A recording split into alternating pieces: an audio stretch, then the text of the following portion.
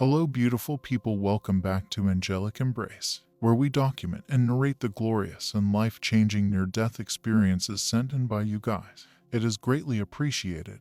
So sit back, relax, know that you are loved, and let's get into today's near-death experience story. Consider subscribing and watching to the end to find out what happens. On a balmy evening in the middle of summer, I was 3 years old. My pink bounce ball had gone into the ocean after rolling off the end of the pier. After I finished my ball, I stepped off the pier. There was no one around keeping an eye on me. When I think back on that, I can picture myself standing on the bottom of the ocean with the water above my head. I wasn't frightened. After that, I found myself on an elevated platform overlooking the ocean, looking down at myself as I lay on the sand and seeing my parents and other members of my family knelt over me. They were angry despite the fact that they were attempting to save my life. As I was observing, I became aware that there was another person sitting next to me. This figure stood considerably taller than both me and the average person in the room.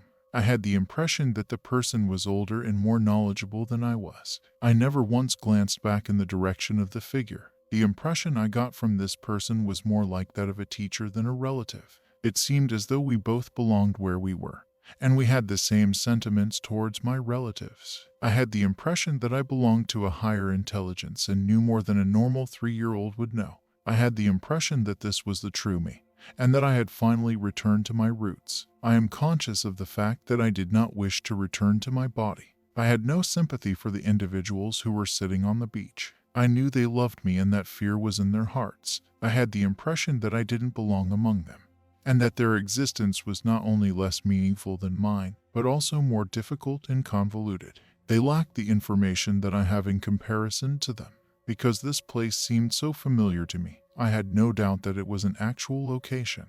My earthly family had a lower level of knowledge and consciousness than I had, as did the person standing next to me. But I had a higher level of awareness and consciousness than they did. I was really present in the experience. I had the impression that I had a complete comprehension of everything. I did not feel any fear, but I was aware that I did not wish to return to my body. I did not regard my parents as though they were my own mother and father. Because I did not appear to be one of them, I gave the impression that I did not belong with them. There was a point in time when I became aware that I was going to return, and at that time, I had the impression that the figure was present in order to provide me with the knowledge that I need in order to return. After then, I heard an extremely loud clap that sounded almost exactly like a crack of thunder. I had returned to my body and found myself surrounded by members of my family. I was severely shivering and hacking up water at the same time. As I searched for my family in a secure location, I was drenched, freezing cold, and weeping. I didn't give any thought to what had taken place until a very long time after it. I remember that for many years after that, whenever my siblings bullied me, I would go to my room, cry, and say out loud, "I want to come home." This behavior continued for many years after that. "What's the matter? Won't you let me go home? I have no desire to remain in this location." I would fall asleep, and when I woke up, I felt completely normal. In the end, all of it came to an end. However, I will never be able to forget about that event. Even to this day, the details are crystal vivid in my head. I can still make out the sound of the clap and recall how it felt to have the figure standing next to me. There are times when I find myself pondering the reasons why I did not experience a bright light, a warm sensation, or feelings of joy. Here is another personal account of a brush with mortality. When I was 15 years old, I went in for surgery. I went into another state of existence while under anesthesia, and I found that state to be very comfortable. I found myself adrift in a lengthy pink passageway that twisted and turned in a number of various directions. I was soaring forward while experiencing an overwhelming sense of happiness and ecstasy. All of life on Earth seemed like a dream, something that happened a very long time ago and did not have any significance. The next thing I can recall is seeing an operational light, at which point I became aware that I was still alive. The fact that I had to return to my body was both frustrating and frightening to me. When I finally opened my eyes, I was overcome with anxiety and pleaded with them to allow me return to the previous life because I did not want to stay in this one.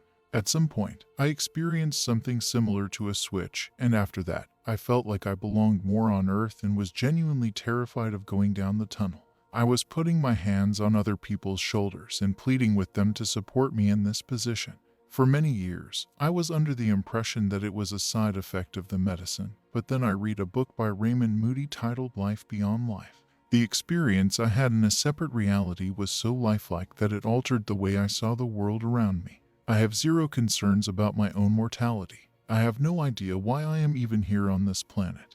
And if I had the opportunity to go back to where I came from, I would take it in a heartbeat. But I suppose there is a logic to everything that happens. If you go there even once, you will never be able to forget it.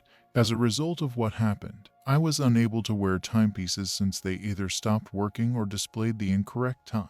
Before I got my iWatch, which is functioning normally today, this problem occurred with every watch I own, no matter how costly it was. I frequently experience nightmares that are like being in a movie. I spent some time trying to exert some degree of influence over the nature of my dreams by playing around with them.